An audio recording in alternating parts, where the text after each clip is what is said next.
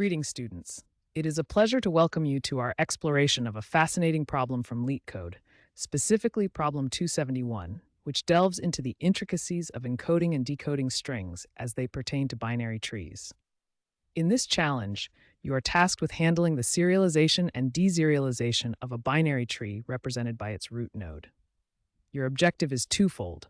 First, to transform this tree into a string format suitable for storage or transmission. This process is known as serialization.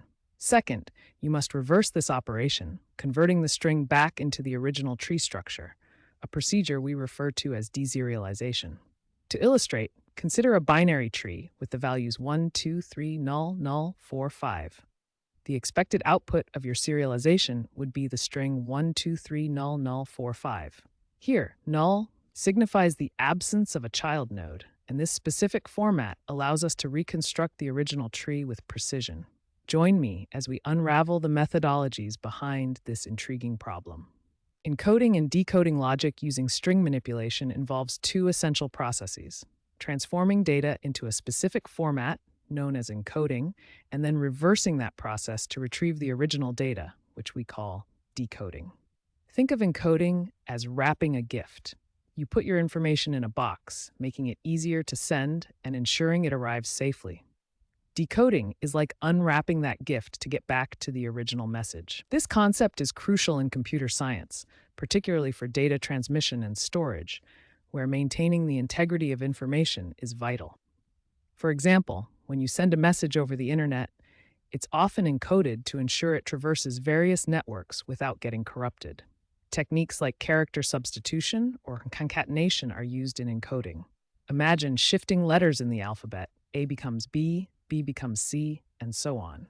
During decoding, we reverse this shift to uncover the original message. These string manipulation techniques are foundational for more complex algorithms and data structures in modern computing, emphasizing the importance of encoding and decoding in our digital world. In this example, we have two functions: encode decode string and decode string. Let's break down how they work. First, we focus on encoding. In encode decode string, we start by creating an empty string called encoded. We then loop through each character in the input string. For each character, we use the ORD function, which gives us the numerical value of that character.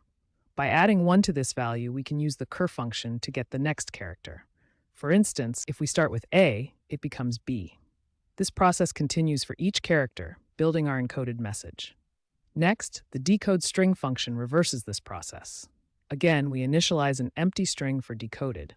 We loop through the encoded string, shifting each character back by 1, so B returns to A. Finally, we see an example where our original string ABC gets encoded to BCD and then decoded back to ABC. This illustrates how encoding and decoding can work seamlessly with string manipulation. A list for dynamic string assembly is a powerful data structure that allows for efficient string manipulation in programming. Unlike traditional strings, which are often immutable, meaning you can't change them after they're created, a dynamic string assembly uses a list to hold a collection of characters. This means you can easily add, remove, or modify characters without the hassle of creating new string instances over and over. This approach is crucial in scenarios where you need to manipulate strings frequently, like in text editors or formatting tools. Using immutable strings in these cases can slow down performance because of constant memory allocation and copying. With a dynamic list, as you add or remove characters, the structure adjusts seamlessly, making operations like concatenation much faster and more efficient. Essentially, a dynamic string assembly maintains an underlying list, often an array or linked list, that can grow or shrink as needed. This flexibility allows for efficient string construction, reducing computational overhead. Understanding how to utilize dynamic string assembly is essential for writing high-performance code in computer science. This slide presents a function called AssembleString, designed to build a dynamic string from a list of words. Let's break down how it works step by step. First, we start by initializing an empty list called string parts. Think of this list as a container where we will collect each word we need to form our final string. Next, we iterate through each word in the input list. For each word, we append it to our string parts list. This is similar to adding ingredients to a recipe. One by one, we gather everything we need. Finally, we use the join method to combine all the words in string parts into a single string, separating each word with a space. The result is a neatly assembled string that we can use. In our example, when we call assemble string with the words hello, world, from, and Python, we get the output, hello world from Python.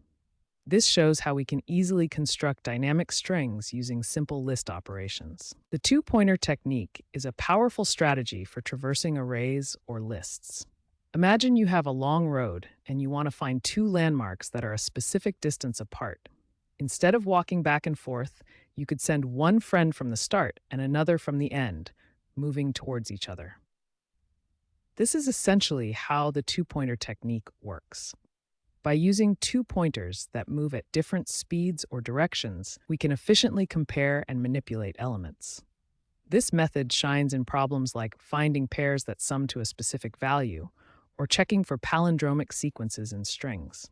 What makes this technique so valuable is its ability to reduce time complexity.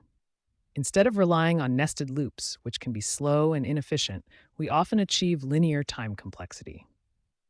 This is particularly useful with sorted arrays or linked lists, where we want to maintain order without revisiting elements unnecessarily. To implement the two-pointer technique, we typically start with one pointer at the beginning and another at the end of the array. As we process the data, we adjust their positions based on the problem requirements, allowing for quick evaluations of the relationships between elements. This systematic approach makes the two-pointer technique a fundamental tool in algorithm design. In this example, we're using the two-pointer technique to solve a problem where we want to find pairs in an array that sum up to a target value. We start by initializing two pointers, the left pointer at the beginning of the array and the right pointer at the end. This setup allows us to examine potential pairs efficiently. As long as the left pointer is less than the right pointer, we can continue our search. Next, we calculate the sum of the values at these two pointers. If the sum equals our target, we've found a valid pair, which we then store in the result list. After adding the pair, we adjust both pointers inward to explore other possibilities. If the sum is less than the target, we move the left pointer to the right, effectively increasing the sum. Conversely, if the sum is greater, we move the right pointer to the left to decrease the sum. We repeat this process until the two pointers meet, at which point we return the list of pairs we've found. This method is efficient and leverages the sorted nature of the input array. To solve LeetCode problem 2271, we need to create two methods, ENCODE and DECODE. The ENCODE method takes a list of strings and combines them into a single string, while DECODE reverses this process, turning the combined string back into the original list. First, for encoding, we'll use a straightforward approach. We'll concatenate each string with its length and a special delimiter, like a newline character, which won't appear in our strings. This helps us later when we need to split the strings during decoding. Let's implement the encode method. We initialize an empty string and loop through each string in the input list. For each one, we add its length and the delimiter before appending it to our result. For the decode method, we'll split the encoded string using the newline character. We carefully read the length of each string, extract the corresponding substring, and build our original list. Lastly, we must consider edge cases, such as handling empty inputs. Both methods run in linear time relative to the total number of characters processed, ensuring efficiency.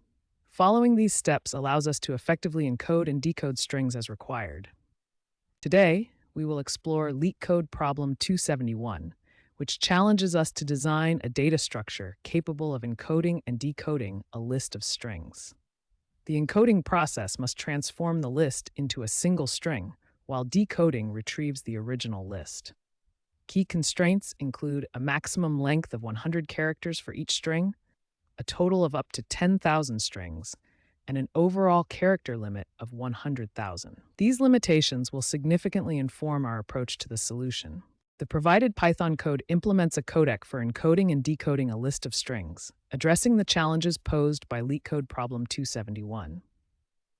The codec class has two main methods, ENCODE and DECODE. These methods are essential for transforming a list of strings into a single string and vice versa. In the ENCODE method, we start by creating an empty string called encoded str. We then loop through each string in the input list. For each string, we append a formatted portion to encoded str, which includes the length of the string, a delimiter shashk, and the string itself. Think of this as putting a label on each string that tells us how long it is, so we can easily find it again later. The decode method reverses this process. It initializes an empty list called decoded strs and an index I to keep track of where we are in the encoded string. Using a while loop, we look for the delimiter shak, extract the length of the next string, and then pull out the actual string from the encoded format. We update our index I to continue this process until we've decoded everything. This method uses string manipulation cleverly to ensure that our encoding and decoding are efficient.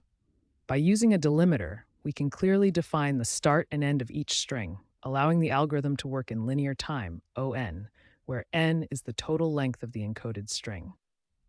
This design not only demonstrates a solid understanding of data representation, but also highlights the importance of efficient parsing in algorithm design. The time complexity of encoding and decoding strings is ON. This means that if you have a string with n characters, you will need to look at each character at least once during the process. Think of it like reading a book. You can't summarize it without reading each page. In this case, every character must be processed to ensure the entire string is accurately encoded or decoded. Next, we have the space complexity, which is also ON. This indicates that as the input string grows in size, the amount of additional memory we need to store the encoded or decoded result will also grow. Imagine packing items into a suitcase. If you have more clothes, you'll need a bigger suitcase. Similarly, in the worst-case scenario, the output string can be as large as the input, requiring proportional space. Understanding these complexities helps us evaluate the efficiency of our algorithms.